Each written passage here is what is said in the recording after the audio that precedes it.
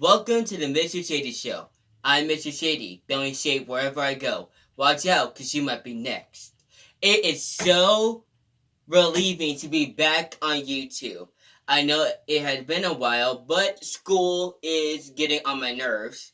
And electricity was something else, and, just technical difficulties problems.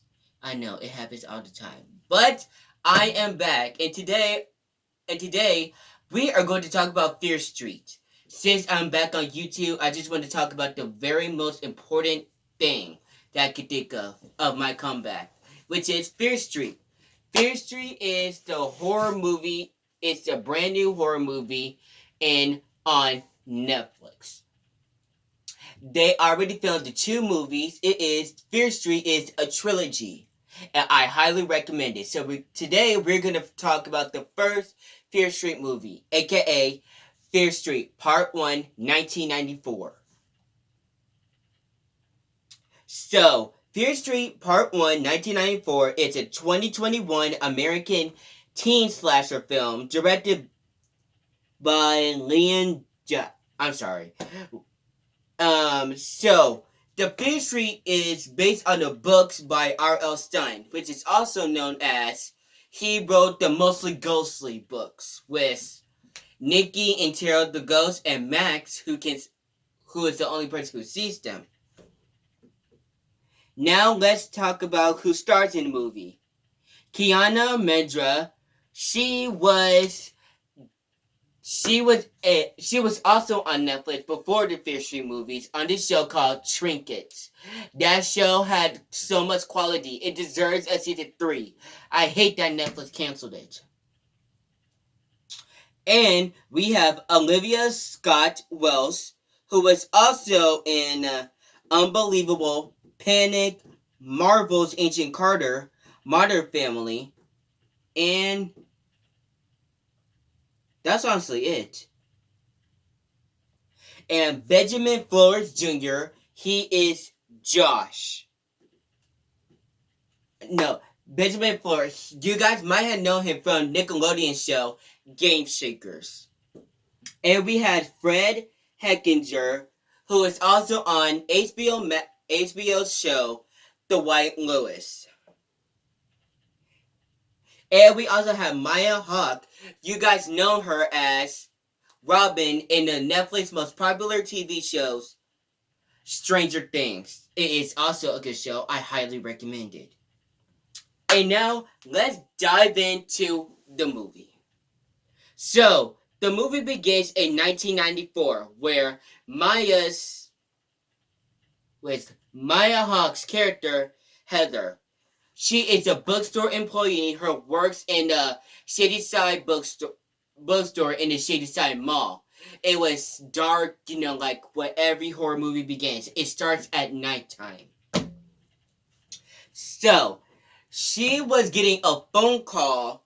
Oh, and by the way, there's going to be a lot of horror movie references in each 3 movies. So this movie, it was giving me Scream vibes. And that is a good thing for all you guys Scream lovers, because that movie is so good. Cannot wait for the 5th movie that's coming out next year.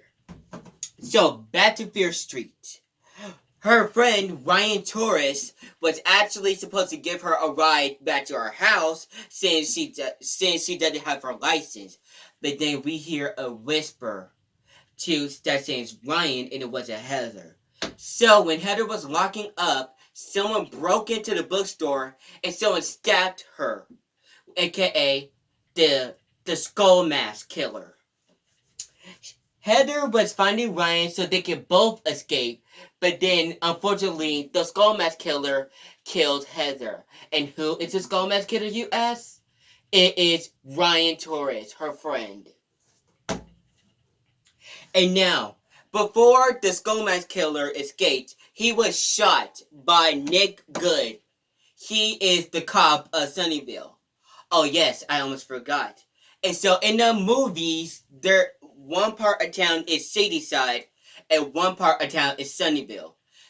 Shadyside is a curse. There was this witch named Sarah Fear back in 1666 who cast a curse that she's gonna brainwash every Sadie Sider for each decade and turn them into serial killers as her revenge. So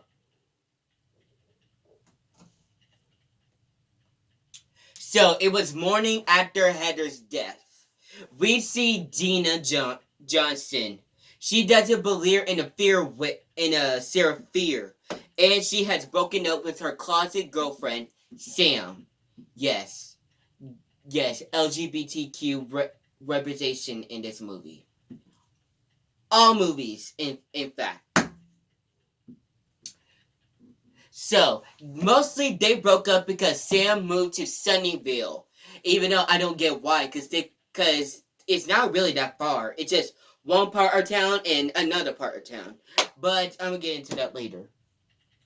And Josh, aka Dina's brother, he is obsessed with the Seraphir. He's been learning about the curses and all.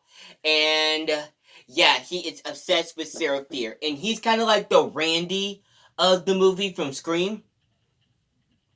So we see her going to school and meet up with her friends Simon and Kate. Simon is so funny in this movie, and Kate, she's kind of like the Sydney. She's the Sydney. She kind of reminds me of Sydney. So together they sell drugs, not because it's for fun, because they want to get out of town as soon as they graduate. So, since everybody dies each decade, so they went to Sunnyvale because of the Shadyside versus Sunnyvale football game. Everyone goes in honor of Heather for dying. And, yeah, so Dina went to talk to Sam to give her stuff back, but then we found out that Sam has a boyfriend named Peter. He is a douche. The biggest douche I've ever seen. No, if I had to compare him to Nate Douche from Euphoria to Zero, it will be like in the Zero part. He's not that big of a douche. So, Peter said something stupid and everybody got into a fight. So when the Shadyside students went back to Shadyside, we see Peter doing something stupid and throwing beers at the bus. And Sam is with her. So Dina and Kate want to throw water on them in a water bucket, but then Dina's nose started bleeding. And then so they accidentally just put the whole thing away and hit the car.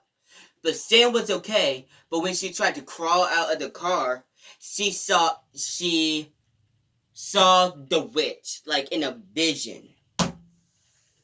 So, after that, Sam survives and she sees a vision of Seraphir. The following night, Dina and her friends had been stalked by the Skull Mask Killer. Dina and her friends thought it was Peter, so they went to the hospital where Sam was at, and she told Sam to, tell Peter to back off. But she realized that, Dina and Sam had a fight, and then Peter was stabbed by the Skull Mask Killer who was stalking Dina and her friends. Sam and Dina ran out as long as also with Kate, Simon, and Josh. They got out of time, but then the Skull Mask Killer, he attacked Sam. So Dina jumped on his back, and then they pulled the mask off, and it was Ryan Torres. Now, remember this. Ryan Torres. He was killed at the beginning of the movie, but somehow he came back to life and started killing people again. Just bear with me.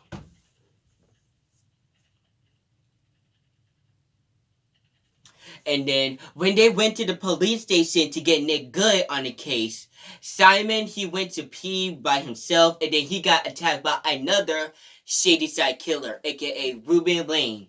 She was a serial killer in 1969.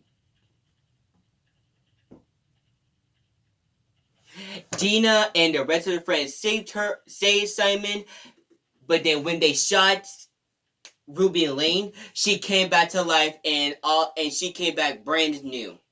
So they went back to Dina's and Josh's house. So they realized that all the so they realized that every single killer from every decade, every Shadyside killer is after them because Sam had a vision and now Sarah Fear wants Sam to be killed. So they tried their best to save her, and then we meet. So they went to the woods to bury Sarah Fear back because Sarah disrupted her grave in the woods. So they went to fix it, but it did not work. Indeed, it did not work. So then that's when they Camp Nightwing Killer in 78, which is the next Fear Street movie. Fear Street Part 2, 1978, is the Camp Nightwing serial killer. So they went to the school and they blew the killers up, but that didn't work. So they realized that nothing could stop the Shadyside killers from trying to kill them. They're immortal. But they realized that if the killers killed Sam, then the whole thing could be avoided with.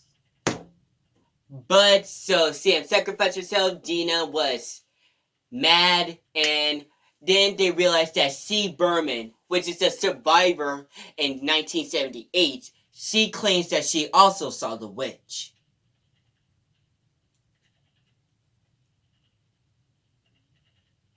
So they called C. Berman, but C. Berman, she did not answer the phone. So they went to the store, the Shadyside grocery shop, so they can find a way to kill Sam, so everything could be back as it was. But the thing is, they're gonna bring her back to life somehow.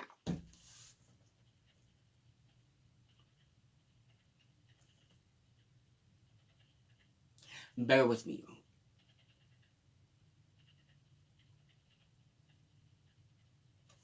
So they go to the store and they wanted Sam to die over overdose, but they had a backup plan. So when she died, they're going to get a bunch of EpiPens and they're gonna stab her until she comes back to life.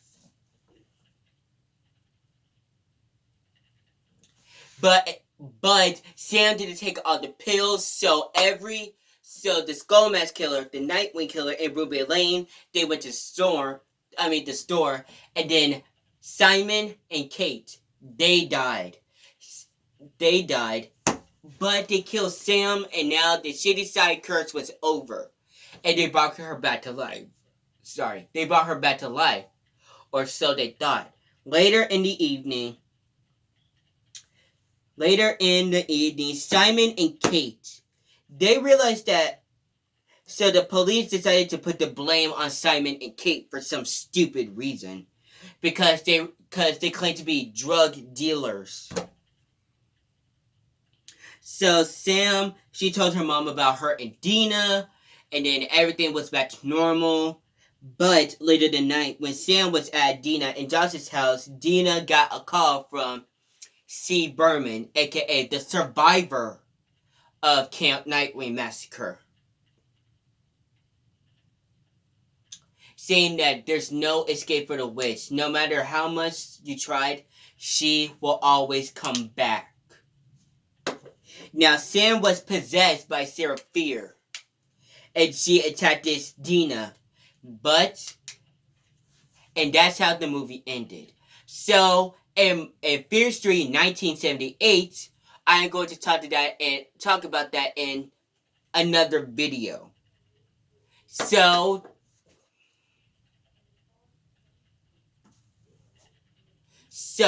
what do I rate this movie? This movie is a 10 out of 10. I highly recommend that you guys come and see this.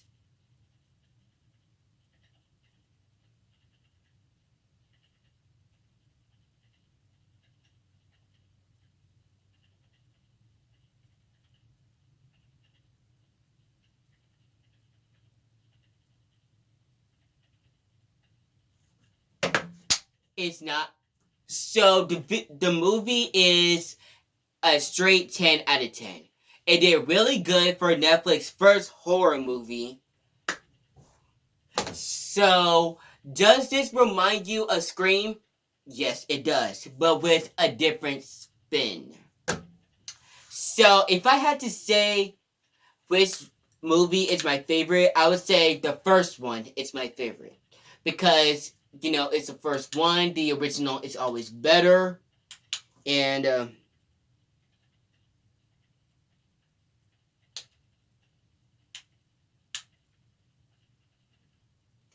I just really like this movie. So, that is all.